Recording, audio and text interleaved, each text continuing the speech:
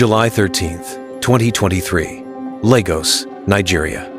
A mother stands outside an apartment door, her daughter's unanswered phone calls echoing in her mind. She's been trying to reach Augusta for 2 days. 2 days of silence from a daughter who never went more than a few hours without checking in. When the door finally opens, the smell hits her first. Then she sees what no mother should ever see. The Mercedes-Benz C300 Augusta's birthday gift sits gleaming in the parking lot below, a symbol of love, or so it seemed. But that car, those designer bags, those private jet photos that made 120,000 Instagram followers believe in fairy tales, they were all part of a carefully constructed prison. Augusta Osedion was 21 years old. She was a university student, a fashion influencer, and a daughter who shared everything with her mother. She thought she'd found love with a successful cryptocurrency developer who worshipped her. She had no idea she was living with her killer. This is a story about how wealth can mask abuse, how social media can hide suffering, and how a relationship that looked perfect from the outside was destroying a young woman from within. Augusta Osedion was born on February 3rd, 2002, in Lagos, Nigeria, a city where dreams collide with reality every single day. By age 21, she had already built something remarkable. Over 120,000 Instagram followers hung on her every post, watching her navigate Nigeria's fashion scene with style and grace. But Augusta wasn't just another influencer chasing likes. She was a student at Lead City University, balancing her academic pursuits with her growing social media presence. She had real ambitions, dreams of building a fashion empire, of becoming a household name across West Africa. Her relationship with her mother, Cordelia, was extraordinary. They weren't just mother and daughter, they were best friends who shared everything. Augusta would call her mom about outfit choices, relationship advice, her biggest dreams, her smallest fears. Friends described Augusta as sweet, intelligent, magnetic, the kind of person who made you feel special just by being in her presence. She was building the life she wanted, one post at a time, one dream at a time. And then she met Benjamin Best. At 26, Benjamin Best seemed like everything a young woman could want. He was a successful blockchain developer and cryptocurrency enthusiast who understood the digital world Augusta lived in. His Instagram handle, Killboy, had its own massive following. When these two social media powerhouses connected, their chemistry seemed electric. To their combined hundreds of thousands of followers, they were couple goals, the kind of pair that made other people whisper, "I want what they have." Benjamin didn't just date Augusta. He showered her with affection and luxury. Private jets whisked them away to romantic destinations across Africa. Shopping sprees through Lagos's most exclusive boutiques, where money seemed to be no object. Dinners at the finest restaurants, where he'd order the most expensive items just to see her smile. Their nights were spent at the hottest clubs in Lagos, commanding VIP sections and turning heads wherever they went. But the ultimate symbol of his devotion came on Augusta's birthday, a brand new Mercedes-Benz C300. Every post painted their love story as a modern fairy tale. Augusta glowed in every photo, her happiness radiating through the screen to followers who lived vicariously through her glamorous life. But perfection, especially the kind displayed on social media, often masks a very different reality. What looked like unconditional love was actually something far more dangerous. A carefully constructed prison made of designer gifts and public displays of affection. The warning signs appeared gradually, almost imperceptibly. Benjamin started questioning Augusta about her male followers on Instagram. "Who is this guy commenting on your photos?" he'd ask, his voice carrying an edge that made her stomach flutter with unease. What began as playful jealousy transformed into interrogations about her whereabouts, her friends, even her family conversations. Augusta's closest friends began noticing changes. She'd cancel plans at the last minute, claiming Benjamin had surprised her with another lavish date. Her responses to group chats became shorter, less frequent. "I need to know you're safe," Benjamin would text hourly. "Send me a photo so I know where you are." Augusta mistook this obsessive monitoring for love. She told herself that a man who cared this much, who spent this much money on her, couldn't possibly be anything but devoted. The cryptocurrency world Benjamin inhabited was ruthless and volatile. Fortunes vanished overnight. The pressure to maintain his image as a successful developer was crushing. And when his investments failed, when deals collapsed, Augusta became his emotional target. He'd explode over minor issues, a late response to his text, a photo she posted without his approval, even her natural smile seeming too bright for other men. After each outburst, Benjamin would flood Augusta with apologies and expensive gifts. A new handbag after he screamed at her for talking to a classmate. Diamond earrings, following a night when he'd been rough with her. Augusta began walking on eggshells, analyzing every word before speaking, every outfit before wearing it. This is a pattern experts recognize immediately. Abusers weaponize generosity to create dependency. Every gift becomes a chain. Every favor becomes a debt. The victim begins believing they owe their abuser gratitude, even for basic kindness. Augusta's social media posts during this period tell the story to those who know how to look. Her smile became more strained. Her captions focused more on thanking Benjamin than expressing her own joy. Benjamin began isolating Augusta systematically. He'd create conflicts with her friends, claiming they were jealous. He'd suggest she skip family gatherings because he'd planned something special.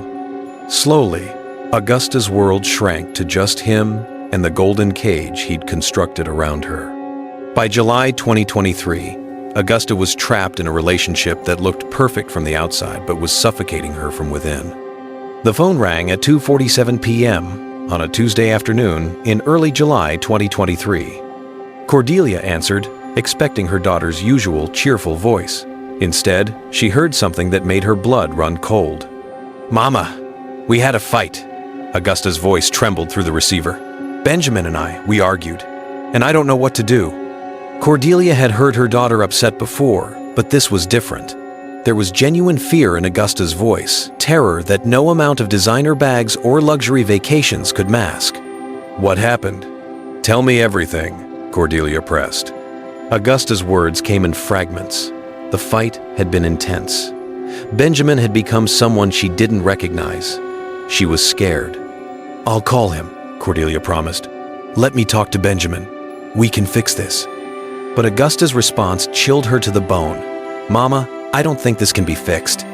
The line went dead. For the next 48 hours, Cordelia lived in a mother's worst nightmare. Her calls to Augusta went straight to voicemail. Text messages remained unread. She called Benjamin's phone dozens of times. When he finally answered on July 12th, his voice was cold, mechanical. "She's fine," he said curtly. "Just give her some space." But Cordelia knew her daughter. Augusta never went this long without contact. Not even during their worst teenage arguments had she stayed silent for more than a few hours. By July 13th, panic had fully set in. Cordelia reached out to Augusta's roommate, Peace, who had been friends with Augusta since their first year at university. "I haven't heard from her either," Peace admitted, her own concern evident. "She was supposed to meet me for lunch yesterday, but she never showed." The two women made a decision that would change everything. They would go to Benjamin's apartment in Oral Estate, Aja. If Augusta was there, they would bring her home. If she wasn't, they didn't want to think about that possibility. When they arrived at Benjamin's apartment complex, the Mercedes-Benz C300 sat in its parking space like a monument to broken promises. "Her car is here," Peace whispered. "So where is she?" They climbed the stairs to Benjamin's second-floor apartment. Cordelia knocked on the door. No answer. She knocked again, harder this time. Nothing. Peace tried the handle. Locked. "Maybe they went out together?" Peace suggested weakly, though neither woman believed it. "Without her car?" Cordelia's voice cracked. Augusta would never leave her car here and go somewhere else. The silence from inside the apartment was deafening. It wasn't the silence of an empty home. It was something else entirely. Something final. The Lagos State Police arrived within 20 minutes of Cordelia's frantic call. The building's security guard produced a master key with shaking hands. The lock turned with a soft click. The door swung open. The smell hit them immediately, thick, cloying, unmistakable. "Ma'am, I need you to step back," the officer commanded, gently but firmly, guiding Cordelia and Peace away from the doorway. What they found inside would make headlines across Nigeria and beyond. Augusta's body lay in the living room. Her life had been stolen in the most brutal way imaginable. Within hours, the apartment became a fortress of police tape and forensic equipment. The evidence told a story of violence and terror, overturned furniture, blood evidence, defensive wounds. But perhaps the most chilling discovery was a handwritten note left on the coffee table, a piece of evidence that would prove instrumental in establishing premeditation and intent. By evening, news of Augusta's death had spread through Lagos like wildfire. The same social media platforms that had celebrated her luxury lifestyle now mourned her tragic end. Just days earlier, Augusta had posted photos from a high-end restaurant, smiling and radiant. Now those same images took on a haunting quality, the final glimpses of a life cut short. The number Justice for Augusta hashtag began trending before Augusta's body had even been removed from the scene. But Benjamin Best was nowhere to be found. While Lagos mourned, Benjamin Best did something that shocked an entire nation.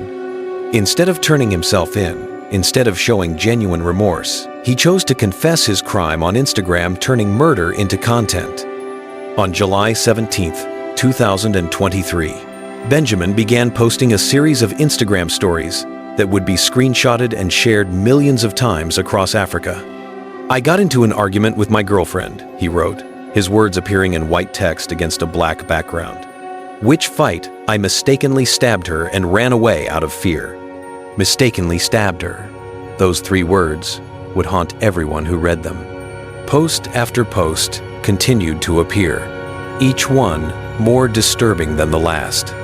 "I won't intend to end myself because I have lost the one I cherish so much," he wrote, somehow making himself the victim in his own confession. The manipulation was breathtaking. He was a man who had just committed murder, and he was asking for sympathy. He claimed the argument was about something I'd rather not say in order to protect her image and respect for the dead, as if protecting Augusta's reputation after taking her life was somehow noble. The most chilling part was his attempt to rewrite the violence, insisting nothing was intentional, that it had been Augusta who carried a knife during their argument. Within hours, Nigeria exploded. The number Justice for Augusta hashtag continued trending. Screenshots of Benjamin's confession spread faster than wildfire. Augusta's mother, Cordelia, broke her silence with a statement that shattered hearts. "My daughter is gone, and this man wants us to feel sorry for him. He took my best friend away from me, and then expects sympathy." But while Nigeria raged, Benjamin Best was already gone. His Instagram posts weren't just a confession, they were a distraction. While the country focused on his words, he was busy disappearing. Benjamin knew he had only hours before every airport in Nigeria would have his face plastered across security monitors. Using his cryptocurrency fortune and underground connections, Benjamin purchased a new identity. Within 48 hours of Augusta's body being discovered, Benjamin Best ceased to exist on paper.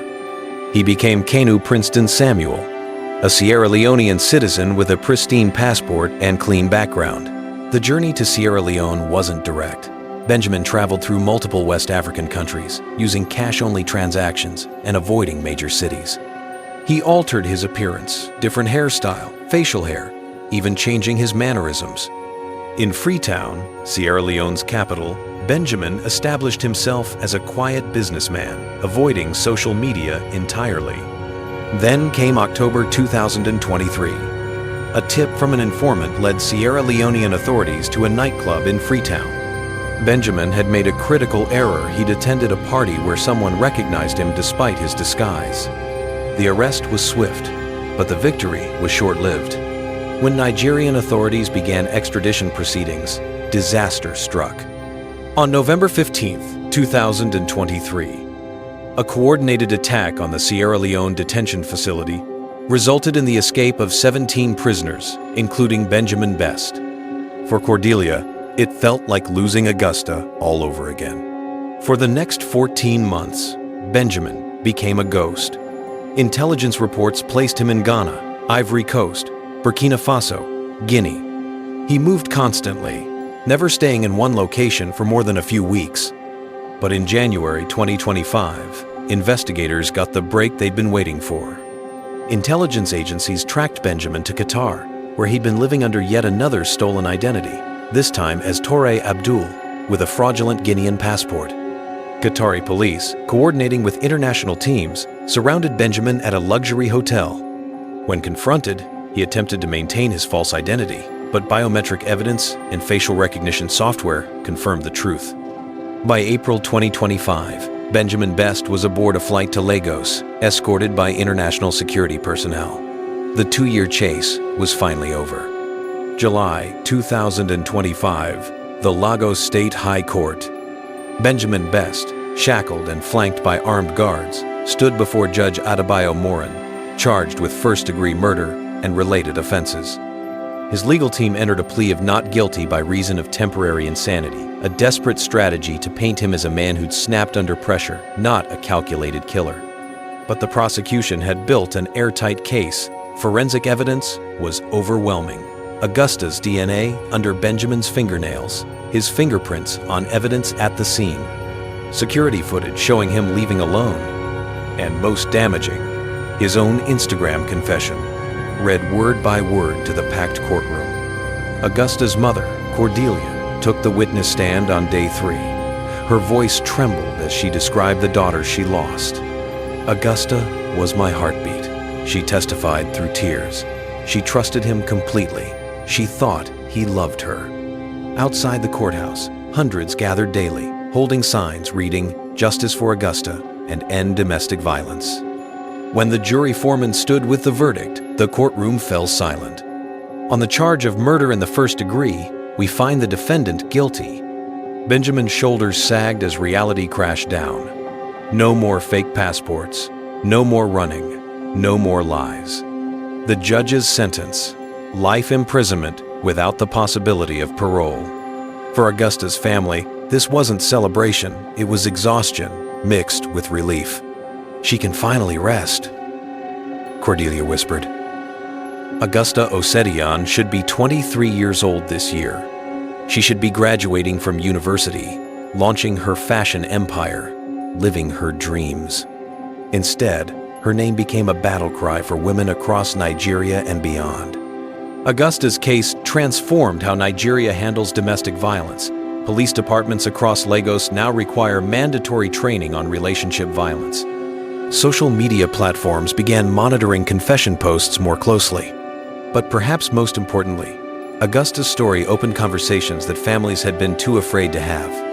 The red flags were there: the isolation disguised as devotion, the expensive gifts that came with invisible chains, the controlling behavior masked as protection.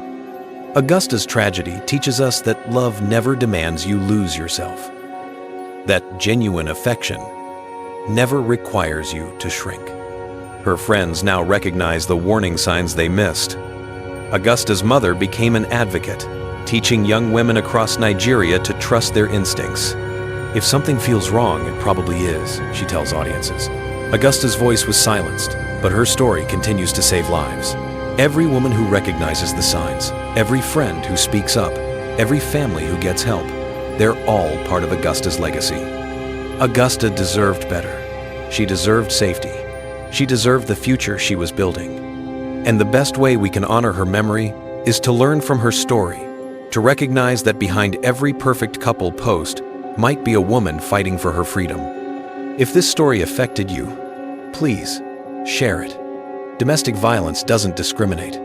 It crosses every boundary of wealth, education, and social status. If you or someone you know is in a controlling relationship, please reach out for help. Your life is worth more than any gift, any promise, any social media post. Hit that subscribe button for more stories that matter, told with the respect they deserve. And drop a comment. What warning signs do you think we need to watch for? Rest in peace, Augusta Osedian. Your story continues to save lives. Thank you for watching. Stay safe.